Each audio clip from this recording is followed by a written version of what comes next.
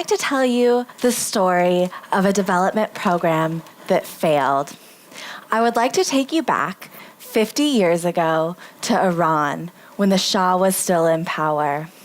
The Shah had a vision of westernizing the country, and the U.S. was ecstatic about the opportunity to make Iran the example of the possibilities of a Western development program.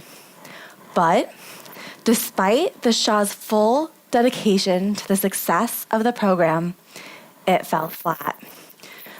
As part of the Shah's initiative, in 1967, he launched a family planning program with support of experts from the Population Council. But despite the Shah's full commitment to the success of the program, it fell flat. When the program ended abruptly after just 12 years, women were only having marginally fewer children than they had had prior to the beginning of this program. And towards the end, fertility had begun to climb again. Why did this program fail? It seemed like it was set up to succeed. It had the full support of the government, which had received thorough guidance on the delivery of information and services.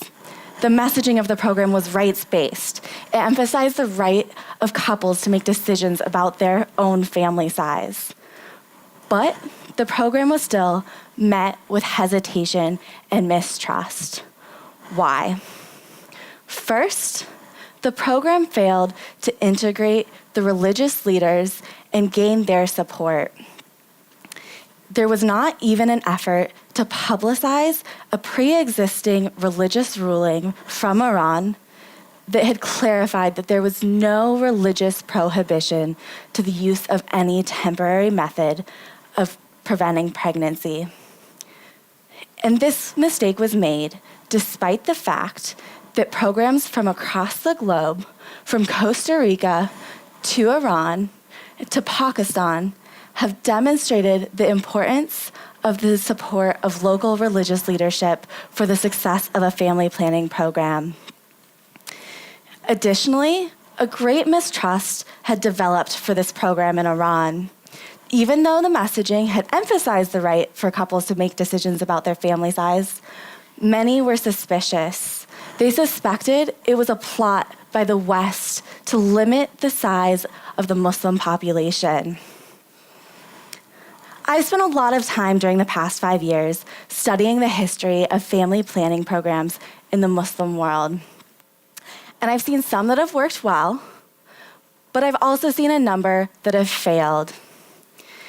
Even ongoing programs in places like Egypt and Pakistan have continued to make similar mistakes to those that were made during this program in Iran. When the program began in 1965 in Egypt, it had the support of USAID, and it enjoyed that support for decades.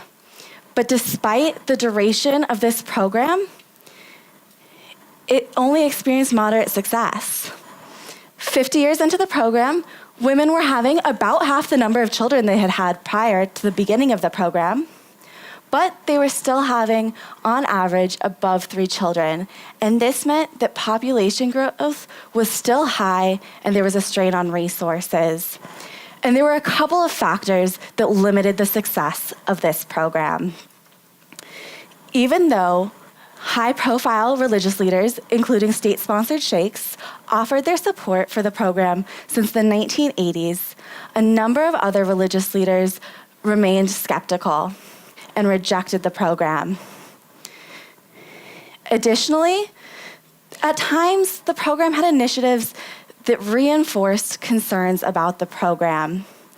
In the 1980s, there was a big push to expand the use of IUDs. And IUDs are a great tool because they are what's called a long-acting reversible contraceptive. And that means a woman may use an IUD to space births for years with only minimal effort and minimal medical intervention, but if she wants another child, she's able to do so. But in Egypt in the 1980s, that's not what IUDs were used for. They were not used to empower women. They were pushed in response to reports that had described Egyptian women as not being responsible enough to use oral contraceptives properly.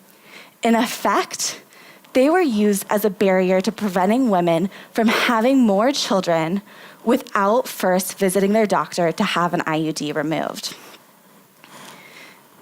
In Pakistan, the program was launched in 1965, and it continues to receive support from USAID. And 50 years after the program began, the fertility rate has not quite dropped. It has decreased notably, but women are still having well above 3 children, closer to 4 children on average. And this program faced similar challenges to that program in Iran and that program in Egypt. The support of religious leadership was inconsistent, and this had a significant impact on individual communities.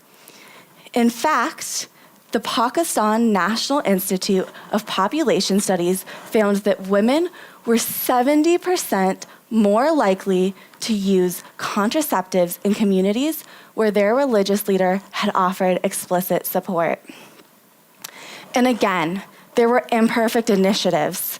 During the early years of this program, men were actually paid to receive vasectomies. And this disproportionately took power away from poor men. Because when you offer a poor man money to do something, he may not feel that he has the power to say no. And this initiative caused some pause among many religious leaders, because many Muslims consider any elective sterilization procedure to be forbidden. So, we have 3 examples of programs that have failed, but we also have examples of times that it has worked well. So let's go back to that first program in Iran, because 10 years later, Iran launched a second program, and this time it thrived. Fertility plummeted. Couples embraced contraception. And after just 10 years, the fertility rate had more than halved. Egypt and Pakistan did not experience this same level of change in the course of more than 50 years. And the fertility rate in Iran has continued to drop. Today, women in Iran have fewer children than women in the United States. And married women in both countries use contraception at identical rates. This program in Iran, the second program, was able to succeed because it addressed the first program's shortcomings in a meaningful way. It involved the religious leadership rigorously. They became an integral part in the development of the program. And this was partially a result of the fact that Iran became a theocratic state after the Iranian Revolution in 1979. So the same political leaders who were driving the program this time were also religious leaders. And so they were prepared to discuss the program in social and economic terms that justified the program in an Islamic context. And Iran was at a strong advantage here because the Shia Islam practiced in Iran is much more hierarchical and centralized than in Sunni Islam. So it did not face the same challenges of gaining the universal support of religious leadership and dealing with inconsistencies. But also, it addressed other shortcomings too. It addressed mistrust in the program by changing and building upon its narrative that it was the right of families to determine their family size.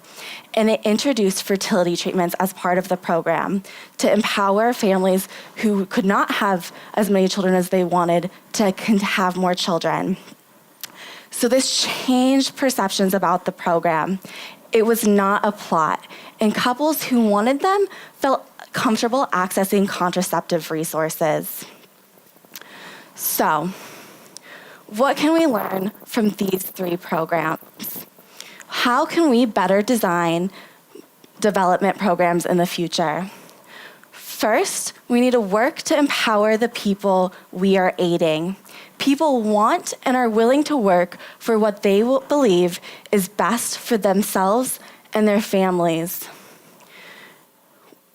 We can help them make better choices by introducing new information or new technologies, but we cannot make decisions for people, and nor should we, because anytime you introduce a technology or a program that inhibits the agency of the individuals you are trying to help, you are going to generate mistrust.